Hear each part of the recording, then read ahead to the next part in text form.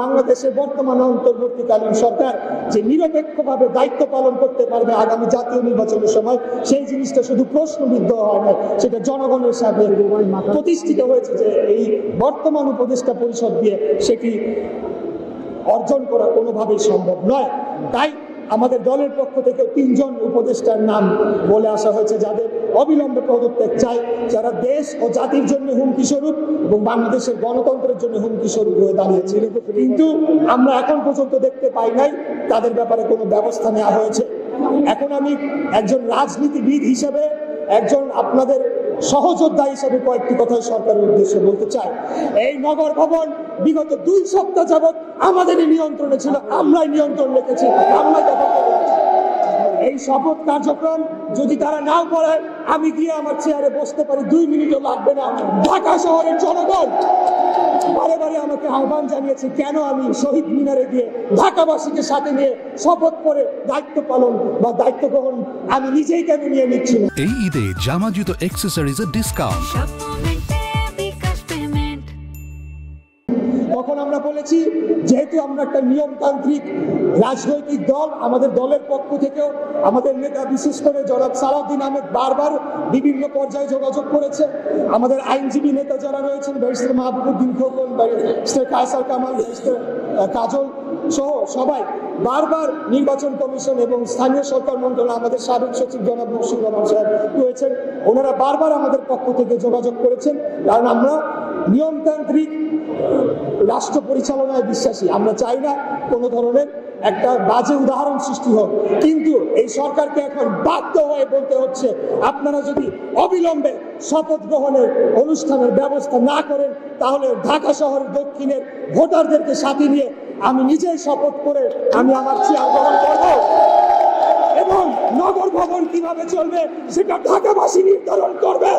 কোনো বহিরাগত উপদেষ্টা বা বহিরাগত কোনো প্রশাসক দিয়ে এই নগর ভবন পরিচালনা করতে দেওয়া হবে না, হবে না, হবে না। এটাই আমাদের শেষ কথা, এটাই আমাদের শেষ বার্তা। আমি সর্বশেষ যে কথাটি বলতে চাই, আপনারা জানেন যে আমাদের সামনে ঈদ, কোরবানির ঈদকে সামনে রেখে জনভোগান্তির কথা এবং জনগণের যাতায়াতের কথা মাথায় রেখে চিন্তা করে আমরা আমাদের বর্তমান যে নগর ভবন অবরোধ এবং ঘেরাও যে কর্মসূচি, সেটাকে কিছুটা শিথিল এবং কিছুটা বিরতি নেওয়ার সিদ্ধান্ত নিয়েছি। এর পরবর্তীতে ছুটির পরে যখনই আমাদের এই শপথ গ্রহণের অনুষ্ঠানের বিষয়ে সরকারের পক্ষ থেকে স্পষ্ট কোনো বার্তা যদি না আসে, আমরা তখন ঢাকা দক্ষিণের স্তরের জনগণ এবং ভোটারদেরকে সাথে নিয়ে দুর্বার আন্দোলন গড়ে তোলার মাধ্যমে ঢাকাবাসীর ভোটের অধিকার প্রতিষ্ঠা করব। এটা আজকে নৈতিক দায়িত্ব হয়ে দাঁড়িয়েছে। এটা আমার একার মেয়র হওয়ার বিষয় নয়, এটা আমার ক্ষমতায় যাওয়ার বিষয় নয়। আমি আবারও স্পষ্টভাবে বলতে চাই, আমি দুঃখ প্রকাশ করতে চাই যে যে জনদুর্ভোগী সৃষ্টি হয়েছে, সিটি কর্পোরেশনকে স্থবির করে ফেলার মাধ্যমে জনগণের সেবার যেটা বিঘ্ন হয়েছে, সেটা দায় পুরোপুরি বর্তমান অন্তর্বর্তীকালীন সরকার এবং এই বর্তমান স্থানীয় সরকার মন্ত্রণালয়, তার দায়িত্বপ্রাপ্ত উপদেষ্টা এবং কর্মকর্তাদের উপর বর্তায়। তারা সরাসরি সংবিধান লঙ্ঘন করার মাধ্যমে এই আমার যে শপথ গ্রহণ অনুষ্ঠান সেটিকে না করতে দিয়ে সরাসরি সংবিধানকে লঙ্ঘন করেছে, আইনকে অবজ্ঞা করেছে, সর্বোচ্চ আদালতকে অবমাননা করছে।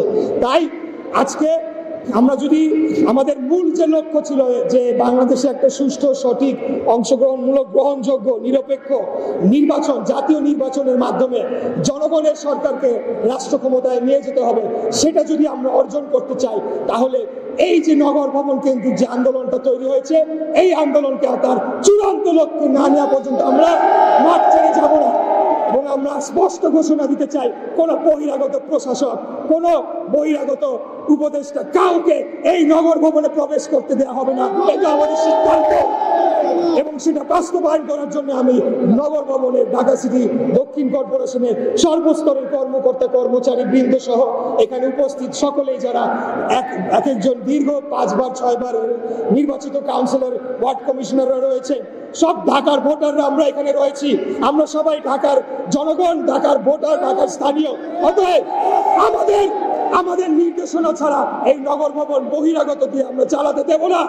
এই অন্তর্বর্তীকালীন সরকারকে বুঝতে হবে যে এখন পর্যন্ত আদালতের রায়ে এবং জনগণের ভোটে নির্বাচিত মেয়র হিসেবে ধানের শীষের প্রার্থী ইশরাক হোসেন বহাল রয়েছে।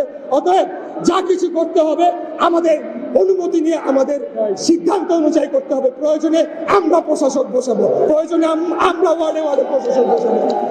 যতদিন না পর্যন্ত আগামী নির্বাচন অনুষ্ঠিত হচ্ছে ততদিন পর্যন্ত আইনগতভাবে সর্বোচ্চ ক্ষমতার এই নগর ভবনের যে সকল কার্যক্রমের অধিকার একমাত্র কেবল আমাদের কাছেই রয়েছে। এটাই হলো আমাদের বার্তা, এটাই হলো আমাদের শেষ কথা। আমরা আন্দোলন ছেড়ে যাচ্ছি না, এই আন্দোলন চলমান থাকবে ইনশাআল্লাহ।